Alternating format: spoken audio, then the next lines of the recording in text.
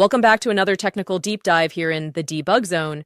Today we're tackling a big question and breaking it down with insights from other users. Hopefully this clears up some misconceptions and helps you get the answer you need. So buckle up, stay a little curious, and let's jump right in.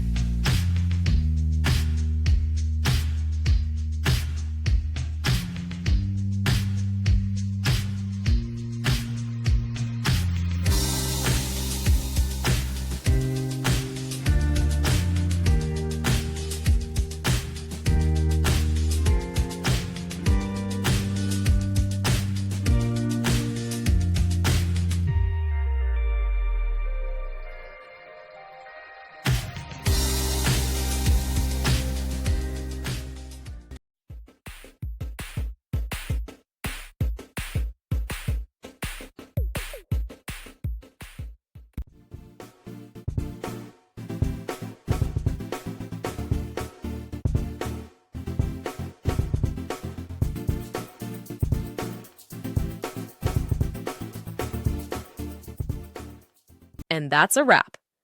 I hope you found the answer you were looking for. If you did, take a second to hit that subscribe button. It really helps out. And let me know in the comments which solution worked best for you.